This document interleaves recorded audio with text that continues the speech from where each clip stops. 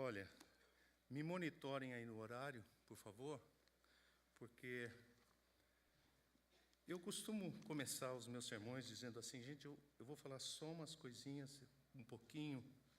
Toda vez que um pastor introduzir um sermão assim, você não acredite, não tem uma palavra de verdade nisso.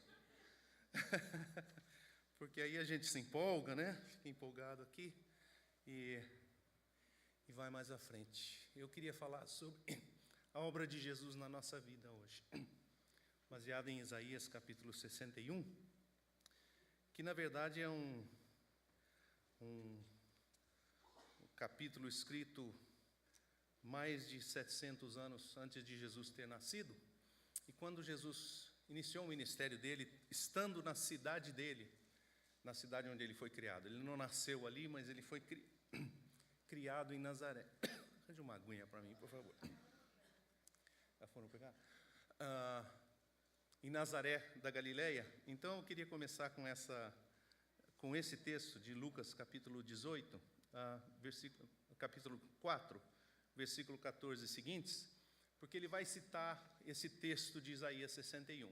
Ele vai abrir o texto, vai ler e vai dizer, olha, esse aqui sou eu, em outras palavras. Ele está anunciando, ele está proclamando o ministério dele, o que ele veio fazer.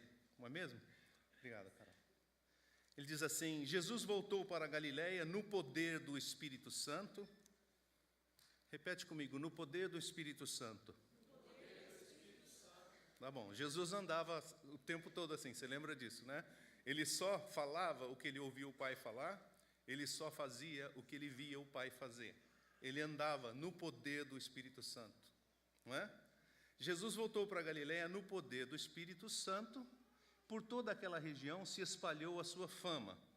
Ensinava nas sinagogas e todos o elogiavam. E foi a Nazaré, onde havia sido criado. E no dia de sábado entrou na sinagoga, como era seu costume, e levantou-se para ler. Foi-lhe entregue o livro do profeta Isaías, abriu e encontrou o lugar onde está escrito: O Espírito do Senhor está sobre mim, porque Ele me ungiu para pregar boas novas aos pobres. Então, não é apenas você andar no poder do Espírito Santo, como se você tivesse apenas, sei lá, ungido de poder e fazendo milagres ou coisa assim. A unção do Espírito Santo tinha a ver com toda a sua mensagem, não apenas com as coisas que ele era capaz de fazer, com o seu poder, mas com a sua mensagem, com a sua própria pessoa. O Espírito do Senhor está sobre mim, porque Ele me ungiu para pregar boas novas aos pobres, e Ele me enviou para proclamar liberdade aos presos, e recuperação da vista aos cegos, e para libertar os oprimidos, e proclamar o ano da graça do nosso Senhor. A gente sabe que esse ano da graça do nosso Senhor era uma referência ao ano do jubileu, o 50º ano, o ano 50. Depois de 7 anos, o ano 50, todas as dívidas que existissem eram para ser canceladas. Você não era mais para ficar com uma dívida pendente com ninguém. Se alguém tinha emprestado o dinheiro de você, cobra antes de completar 50 anos, porque depois de 50 não tem mais como cobrar, tá? Porque Deus disse que é para cancelar essa dívida, para a gente não ficar um no pescoço do outro, como essa América e aqui em outros tantos lugares se tornaram, né? Um lugar onde você vai ganhar no sul, você vai ganhar fazendo como é que fala sul? Um processo contra pessoas, levando na justiça, que essa é a maneira de você ganhar, com razão ou sem razão, muitas vezes, né? Esse é o ano. Então, o que Jesus veio fazer é uma coisa assim sensacional. Se eu chegasse para vocês e dissesse assim, gente, olha, hoje aqui nessa igreja vai haver a pregação da boa nova aos pobres, vai haver libertação dos presos, recuperação da vista dos cegos e liberdade a todos os oprimidos. Se tiver qualquer depressão, qualquer sentimento de opressão de qualquer tipo, físico, emocional, de qualquer tipo. E proclamação de que todas as dívidas são canceladas. Bom, e encher essa igreja era hoje mesmo, né? Ia estar cheio de gente aqui, porque isso é o que todos nós queremos ouvir. Jesus leu isso e depois ele continuou dizendo assim, então Jesus fechou o livro, devolveu ao assistente, assentou-se, e na sinagoga todos tinham os olhos fitos nele. E ele começou a dizer-lhes, hoje se cumpriu a escritura que vocês acabaram de ouvir. Aí está um bom começo para um ministério, né? Se é para você dizer aqui veio, ele disse ao que veio, né? Ele veio para isso. Hoje, aqui nesse lugar, nessa sinagoga, essa escritura se cumpre. E veja só, repete de novo essa frase, todos falavam bem dele, que ele já tinha dito agorinha há pouquinho. Assim, todos falavam bem dele e estavam admirados com as palavras de graça que saíam dos seus lábios. Mas perguntavam, não é esse o filho de José? Agora, se você já leu um pouquinho do Novo Testamento, você sabe que Nazaré era um daqueles lugares onde Jesus não pôde fazer muitos milagres, porque eles não creram nele. Então, eu queria dizer uma coisa. Jesus entra num lugar e ele declara, como ele declarou aqui, o que ele veio fazer, e é estrondoso, é fenomenal, é tudo o que você e eu gostaríamos de ouvir. E depois, aquelas coisas não se processam, elas não acontecem naquela cidade por causa da incredulidade deles. Porque, às vezes, a familiaridade nos impedem de realmente ver quem Deus é. Eu lembro que, quando eu entrei no seminário, um dos primeiros livros que eu li era um livro de um pastor, e ele dizia assim, que uma das coisas que a gente deve cuidar no ministério é a perigosa familiaridade com aquilo que é sublime. Porque você é pastor, você lida com esse livro aqui de noite, né? Você aconselha, você lê, você ensina, você prega, né? Você né? Fica buddies, né? Fica íntimo, né? E essa familiaridade com aquilo que é sublime, porque não estou falando do livro apenas, estou falando do autor do livro. Lidar com as coisas de Deus e achar que elas são... Perder o sentido do sagrado, perder o sentido da reverência, perder o sentido de que, olha, isso aqui é Deus, não é assim, não é o Zé que entrou na tua sinagoga, é Jesus Cristo. É aquele que leu a Escritura e a promessa e a profecia do passado, e ele disse, olha aqui, resolveu hoje, gente, estou aqui, está liberado para vocês. E eles... por causa da familiaridade, porque eles dizem assim, uai, mas esse não é o rapaz que foi criado aqui mesmo? Né? Não é aquele moço que fazia cadeira lá com o pai, construiu umas mesas e carpinteiro? Não é aquele moço lá? Filho do José, filho da Maria. Né? Essa familiaridade impediu de receberem o que Jesus tinha para dizer. Tá certo? Então, isso é só para a gente... Eu queria falar isso só para quebrar um pouquinho do nosso... Porque a gente, às vezes, perde isso, às vezes até acostuma, né? Costuma estar na igreja, cantar as coisas, cantar coisas que falam de... Eu canto, às vezes, minhas músicas, gente, eu canto isso há tanto tempo, né? E eu peço sempre a Deus, Senhor, faz alguma coisa nova no meu coração. Que se não for bom para mim, se não for novo para mim, se o Senhor não falar com o meu coração, eu morro.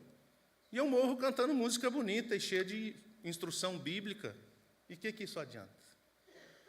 Eu quero experimentar a presença de Jesus na minha vida. Amém?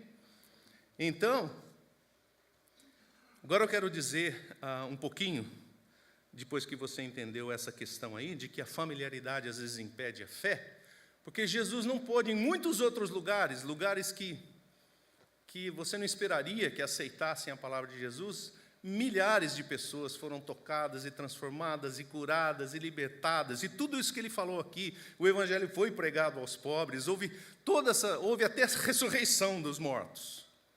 Mas ali em Nazaré, ele não pôde fazer muitos milagres por causa da sua incredulidade. Então, eu queria dizer primeiro qual é a obra de Jesus. Né? O que Jesus veio fazer? E esse é o bonito aqui da mensagem. Esses primeiros versículos. O Espírito do soberano Deus, do Senhor, está sobre mim, porque Ele me ungiu para levar boas notícias aos pobres, e enviou-me para cuidar dos que estão com o coração quebrantado, anunciar liberdade aos cativos e libertação das trevas aos prisioneiros, e proclamar o ano da bondade do Senhor e o dia da vingança do nosso Deus, E depois ele vai continuar dizendo ali. Mas então, pregar as boas novas, notícias boas. Primeira coisa que Jesus veio fazer, que é a obra de Jesus, a unção de Deus, a unção do Espírito. Ele andava no poder do Espírito, a unção do Espírito de Deus estava sobre ele, para pregar boas notícias aos pobres, né? Ele tinha autorização do Pai, dizer, escuta, avisa essas pessoas que tem notícia boa chegando. Uma coisa é você dizer que tem boa notícia e não ter, né? Isso você ouve especialmente no noticiário político que está agora voando, né, nesse país como uma grande loucura, né? Você ouve promessas de todo tipo, nesses dias que antecedem a eleição, né? Depois que passou, aí vamos ver se cumpre, né? Se aquela palavra tem algum valor, tem algum peso, tem alguma realidade. Jesus falava como quem tem autoridade. No finalzinho do Sermão do Monte tem essa expressão, que as pessoas, as multidões estavam admiradas, extasiadas com o que ele estava, maravilhadas é a palavra que diz assim, wonder. Estavam maravilhadas, porque Jesus lhes falava, não apenas pelo que ele falava, mas pela maneira como ele falava. Porque ele falava como quem tem autoridade e não como os escribas e fariseus. Por que Mateus faz essa comparação? Qual a diferença? A diferença é que os escribas e fariseus também falavam da palavra de Deus, também falavam da lei de Deus, também traziam instrução e eram responsáveis pela instrução religiosa e pela religiosidade, pela espiritualidade do povo de Deus, por dizer assim. Só que eles falavam uma coisa e viviam outra. E Jesus, assim que ele abriu a boca, caiu aquela convicção. Falava como quem tem autoridade. Ele veio para trazer as boas novas, notícia boa. Eu vim dar notícia boa. Eu vim proclamar, vim curar os quebrantados de coração. Que lindo isso, né? Quem não tem quebrantamento de coração, né? Só a criançadinha que ainda não passou pela vida, né? Não passou pelas situações da vida. Mas todos nós que já passamos, eu não conheço muito pouca gente que não tenha, pelo menos, não estou dizendo que você tem que ser uma pessoa, ontem nós falamos sobre isso aqui, você não tem que ser uma pessoa magoada e amarga pelas coisas que você passou. Deus nos dá o poder de perdoar e de ser curado. Mas é isso que Jesus veio fazer, curar os quebrantados de coração, porque Ele sabe que cada um de nós já passou o seu tempo, o seu pedaço, e que doeu, e que quebrou. E Ele veio curar. Ele veio proclamar libertação aos cativos, Ele veio pôr em liberdade os prisioneiros da escuridão, ele diz aqui, aqueles que estavam nas trevas. Ele veio como a luz do mundo, trazer libertação para os que estavam em escuridão. E eu digo aqui escuridão, é escuridão da alma, né? É a escuridão de você não estar enxergando a Deus, não conseguir ver a Deus. Ontem eu falei sobre a nuvem. Tem um desenhozinho do Schultz, né, do Snoopy, que ele está andando assim, e tem uma nuvenzinha preta que vai atrás dele. Para todo lugar que ele vai, a nuvenzinha preta vai atrás, sabe como é? E tem momentos na vida da gente que a gente sente assim, que parece que tem uma nuvem preta acompanhando a gente. Você vira para um lado, ela está lá, vira para o outro, ela está lá, tenta sair, ela está lá, você corre, ela corre atrás, falando, que isso? Né? Essa nuvem aqui virou minha sombra. E para pregar o ano aceitável do Senhor, o dia do favor do nosso Deus. Então, Jesus veio para proclamar isso, a notícia boa, favor de Deus, o amor de Deus, a cura para a alma, cura para o físico, o perdão das dívidas. Quer dizer, você fez escolhas erradas, você errou, né? Então, ele veio para proclamar que agora está chegado na pessoa dele o dia da libertação de cada uma dessas coisas. A segunda coisa que eu queria falar, então a primeira, qual é a obra de Jesus? E a segunda é, o que ele nos oferece através dessa obra? Porque ele nos oferece uma troca. Quando ele diz que ele veio para oferecer todas essas coisas, aí ele diz assim, e com isso tem a ver com a sua vida. Por isso que eu tentei introduzir antes com essa questão lá de Nazaré. Porque se eu não tiver a habilidade de enxergar que é Jesus, e de que o que Ele está me trazendo é vida, e que aquilo é para mim, Ele pode estar na minha frente, gente. E não é verdade que às vezes Deus está na sua frente através de um irmão, através de uma irmã, e porque é muito familiar, você não recebe? Te pergunto, não é assim? Vou fazer mais fundo a pergunta e vou pôr a faca um pouquinho mais fundo. Nós que somos casados, a principal pessoa que Deus deu na tua vida para moldar você e abençoar você é o teu cônjuge. Você deve estar falando, Deus me ajude então, Deus tenha misericórdia de mim. Eu quero dizer primeiro que eu te entendo, não porque eu vivo uma situação assim, mas eu entendo o que você está dizendo. Mas o que eu quero dizer é o seguinte, é que às vezes nós não conseguimos receber dessa pessoa porque ela está tão perto de nós, porque do teu cônjuge você conhece mais do que provavelmente, né? Tem gente que vive uma ilusão no casamento, né? Não tem noção do que está acontecendo. E quando descobrir, vai ser um grande choque. Mas, em geral, aquela pessoa deve ser a pessoa que mais conhece o seu coração e que você mais conhece. Os chineses têm um ditado que a gente usa 7 véus sobre o nosso rosto. E a gente anda assim. Então, a gente, quando conversa com alguém, fala, oi, tudo bem e tal, como é que você vai? Ah, que bom te ver, faz tempo que eu não te vejo. Essa pessoa, talvez você esteja conversando com 7 véus, ela não sabe nada de você, ela só está sabendo do oi, como vai, amenidades, não tem nenhum conhecimento. E na medida que a gente vai conhecendo, a gente vai tirando um véu, vai tirando o outro. Mas que no fundo, mesmo a pessoa mais íntima de você, você provavelmente ainda tem um véu ali. E que só você mesmo e Deus sabe realmente quem está atrás daquele último véu. Entende? Então, Jesus veio para trazer essa troca a você. E a troca que ele oferece é essa, eu vou ler aqui para você. Ele que está oferecendo uma coroa, ou seja, uma coroa, ao invés de cinzas, ou seja, ao invés de uma situação, cinza era sinônimo de você estar entristecido, no Antigo Testamento, de você estar abatido, de você estar de luto, de você estar enfrentando uma situação, não só de luto porque você perdeu alguém ou porque morreu alguém, às vezes tinha uma situação de guerra, uma situação de desespero. Olha, um inimigo está para invadir, ele já avisou, já mandou notícia de que ele vai invadir a sua terra e que ele vai acabar com todo mundo. O povo se vestia de pano de saco e cinza, se colocava numa posição de quebrantamento para dizer assim, Deus não deixa isso acontecer. Até Nínive, que era uma cidade ímpia, ao extremo. Você lembra quando Jonas foi pregar em Nínive? Ele disse, em 40 anos, em 40 dias, essa cidade vai ser destruída, vai ser subvertida. Que era uma notícia tipo assim, olha, o Deus vai acabar com a gente. E o que eles fizeram? Se vestiram de pano de saco e cinza, todos eles, do servo até o rei, se quebrantaram, e Deus teve misericórdia, não é mesmo? Quer dizer, ele se quebrou. Jonas ficou muito bravo. Jonas não queria que isso acontecesse. Para ele, eles tinham que ser punidos. Eles eram o inimigo do povo judeu, eles tinham que morrer. Ele não queria nem ir pregar, porque ele sabia, olha o que é sem entender o caráter de Deus.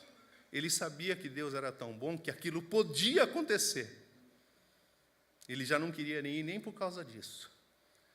Então, ele está oferecendo para você uma coroa ao invés de cinza. Coroa é uma sensação de honra, não é mesmo? Se você é coroado, não estou falando de ser coroado como um rei ou uma rainha, mas coroar é quando alguém honra você publicamente. Você é coroado quando você ganha alguma coisa no esporte lá, e alguém vem pôr uma medalha de ouro no teu peito, medalha de prata, qualquer medalha, né? Já é honra, já é um sentimento de coroação. Coroação é quando um chefe no trabalho te faz um elogio. Quando você cozinha uma comida gostosa e teu marido chega em casa e comenta com você, fala, olha, essa comida, você arrasou hoje, hein? Eu estava pensando em levar você comer fora, mas vou te contar. Olha, para com isso, se você não levar ela a comer fora só porque ela cozinhou bem, ela vai parar de cozinhar para você, estou só te avisando. Bom, então, ele oferece essa coroa no lugar do luto. Ele oferece óleo de alegria ao invés de pranto. Óleo de alegria. Acho que uma das coisas mais gostosas para mim, que é fruto do Espírito Santo, fruto do Espírito é amor, alegria, paz.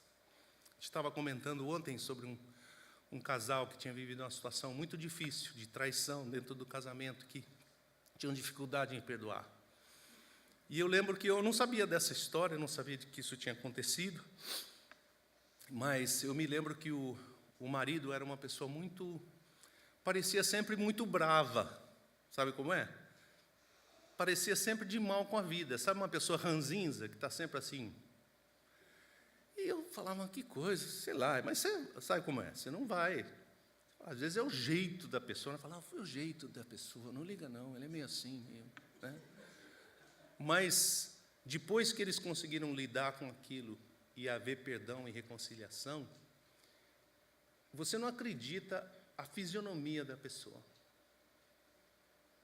Agora, primeiro que eles não param de postar no Facebook fotos deles se abraçando, se beijando, o casamento, né, voltou, está bom, né? Mas a fisionomia do cara é uma fisionomia alegre, ele te encontra, te cumprimenta, você fala, o que aconteceu? Que mudança tremenda que aconteceu.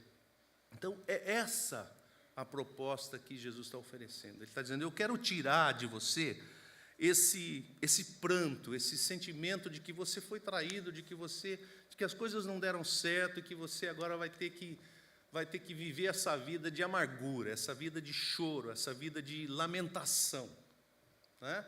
Ele quer transformar, ele quer te dar o óleo da alegria.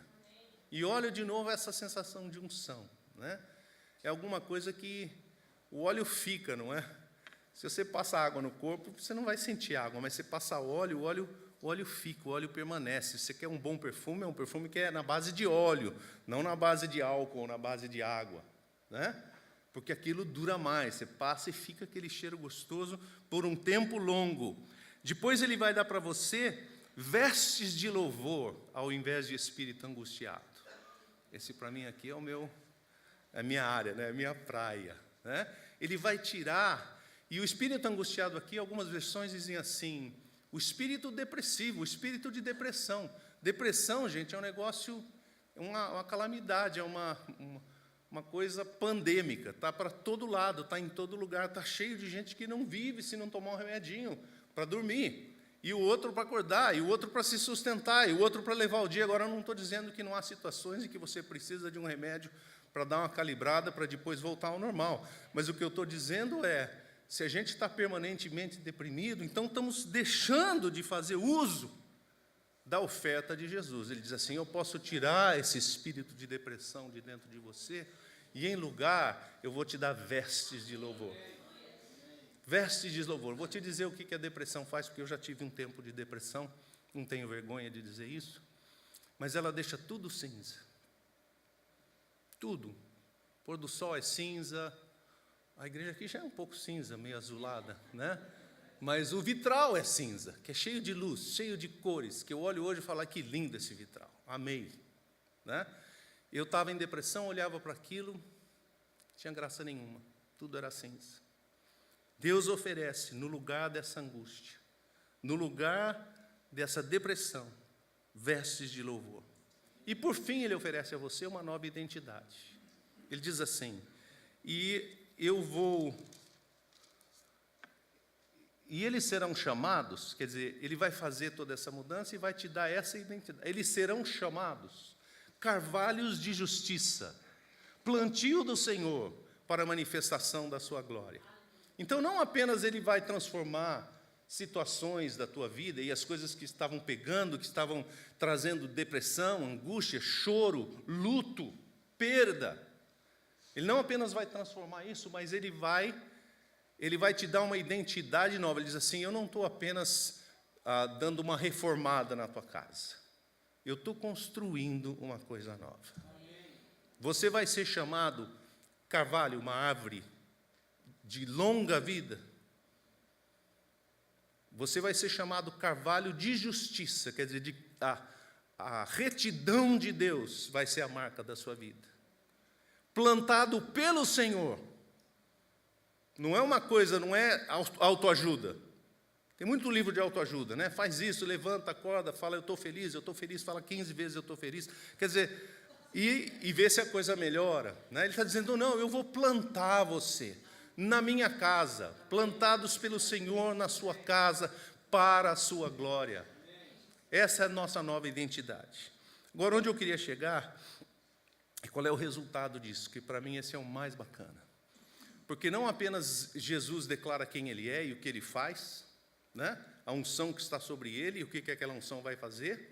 Ele oferece essa troca para você, fala, ok, já que eu tenho essa unção, tenho esse poder, tenho essa autoridade, recebi do Pai, deixa eu oferecer para você, troca aqui.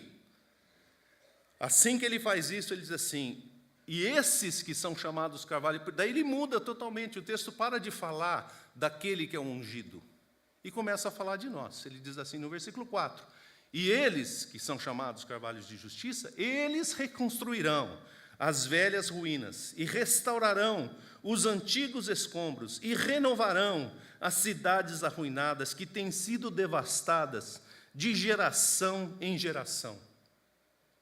Então eu queria dizer o seguinte aqui, que essa transformação toda que Deus faz é com o propósito de que essa unção que estava em Jesus seja a mesma que está em você.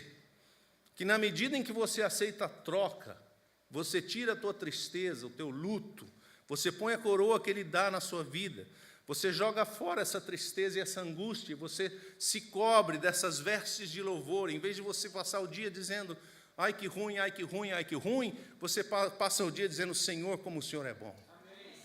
Como o Senhor tem transformado a minha vida, como o Senhor tem sido bom para comigo. Não é? Eu e a Sandra, de vez em quando, dizemos isso, porque já passamos boas e poucas na vida. Mas quando a gente é honesto e está no lugar certo, no coração no lugar certo, diz assim, bem, nós teríamos que passar, só por conta desses filhos que o Senhor nos deu, sem falar de mais nada, sem falar de nenhuma outra parte da tua bondade, nós teríamos que passar o resto da nossa vida com as duas mãos para cima, dizendo, o Senhor é bom e a sua bondade é para sempre. E a sua bondade é para sempre. E ele diz assim, esses que foram transformados, então veja bem, nós não somos transformados, nós não somos convertidos para dizer assim, pô, agora eu estou melhor com Deus, ai, graças a Deus, saí daquela depressão horrível, nossa, Deus me perdoe, mas que bom que agora eu estou melhor. E agora eu vou sentar aqui e vou assistir o pastor Manuel pregar, e vou ser tão feliz, porque agora eu estou num lugar bom, numa igreja boa. Isso tudo é bom, não estou reclamando não, faça isso. Isso é parte da cura. Mas o que Deus quer fazer é muito além disso. Ele diz aqui, eles reconstruirão. Você sabia que você está na área de construção? Você está na área de remodeling, de renovação, de reconstrução. Reconstruirão as velhas ruínas. Não é nem remodeling, o negócio já está em ruínas. Né? Quem sabe tem só uns fundamentos velhos lá. E você diria, isso aqui não vai dar para mais nada, isso aqui é um lugar amaldiçoado. Toda vez que você pensar que é um lugar amaldiçoado, pensa o seguinte, se ele é amaldiçoado, sabia que você é a bênção? Que Deus chamou você para abençoar essa terra? Que quando um abençoado de Deus entra num lugar, ele abençoa? E não tem para mais ninguém? Eles restaurarão os antigos escombros. Aqui ele está falando tudo em linguagem figurada, gente. O que eu estou dizendo é que, se você olhar bem, tem tanta gente com a vida destruída para cá e para lá. Tem tanta gente. Os escombros estão para todo lado, gente. É só prestar atenção. Ele diz assim, então você vai restaurar esses antigos. E ele vai dizer, vão renovar as cidades arruinadas que têm sido devastadas de geração em geração. Já ouviu falar em maldição familiar? É isso aqui. É quando vem uma devastação atrás da outra, uma coisa que parece que corre na família, que vem vindo, um vai aqui, dá uma construidinha de novo, bum, vem outra onda e derruba. Você fala, mas que raio de coisa? Por que a coisa é assim? Né? Por que se perpetua? Ele está dizendo, não se perpetua, não. Na hora que tiver um carvalho de justiça, esse vai ser o que vai renovar as cidades arruinadas, que têm sido devastadas de geração em geração. Então, eu queria só terminar fazendo 3 apelos aqui diferentes, tá bom? Primeiro, se você estiver num lugar de quebrantamento, de cativeiro, hoje é o dia da libertação e do favor do Senhor na sua vida. Tá bom? E eu não sei, não quero deixar ninguém constrangido, só quero que você, no seu coração, sonde isso. Quem sabe você está no estágio 1. No estágio 1, você precisa do ministério de Jesus, que veio libertar os cativos. Você está preso lá na internet, você está preso na pornografia, ou você tem um outro tipo de aprisionamento. Nós usamos todas essas coisas para, às vezes, mascarar a nossa dor.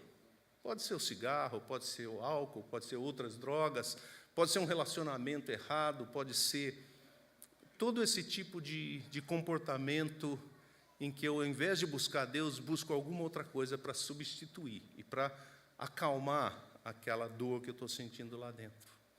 Se esse é o caso, eu queria que você se colocasse diante de Deus e dissesse: Senhor, eu estou aqui em Nazaré, eu estou aqui diante do Senhor, mas eu não quero ser daqueles que olhem e digam assim: é outro sermão, outra igreja, outro pastor. Que diferença isso vai fazer? Peça a Deus que te ajude a encontrar com Ele. Que você, pelo poder do Espírito Santo, não veja nós que estamos aqui. Não veja o pastor, não veja as músicas, esqueça a igreja, não veja nem o vitral. Enxergue Jesus. E diga assim: Senhor, a minha vida está uma meleca. Se alguém precisa dessa libertação, sou eu. E abra o seu coração para Ele. Segundo apelo que eu quero fazer, se você já está num lugar em que você precisa trocar algumas coisas. Você já caminha com Deus, mas tem aí um resíduo de tristeza, de amargura, dessas coisas que vão ficar um certo luto. Às vezes você perdeu um relacionamento e aquilo te deixou em luto. Conheço muita gente assim. Entrou na igreja, se magoou com alguém, travou. Já não faz mais nada, já fala: não me convida não, que eu não vou. Eu fui uma vez, me ferrei. E a minha família é assim, a gente dá uma chance. Estou brincando. Mas se você está nesse lugar que você precisa trocar, você sabe que a tristeza e você gostaria desse óleo de alegria, então diga: Senhor, eu preciso de um encontro novo, renovado com o Teu Espírito, em que essas trocas aconteçam. Eu quero me sentir honrado, quero me sentir novo, quero me sentir alegre. Em terceiro lugar, se você já fez todas essas coisas e você está sentindo agora o chamado de que você é daqueles que já pegou no arado, mas você tem olhado para trás e vacilado um pouco, pensado: será que eu dou conta? Eu quero dizer para você que você dá conta, e que se você é no meio da multidão, cheio da unção do Espírito de Deus, você já é vitorioso. Você já é maioria. A maldição e a devastação de muitas gerações. Toda vez que eu chego aqui em Massachusetts, eu tenho esse duplo sentimento. Primeiro, da bênção que está sobre esse lugar. E segundo, da pressão e da opressão. E eu sempre peço: Senhor, eu quero ser uma pessoa que manifesta a Tua bênção sobre esse lugar. Ó Deus, nós te pedimos que Teu Espírito faça aquilo que está muito além de nós fazer, na vida e no coração de cada um de nós. No nome de Jesus. Amém, Senhor.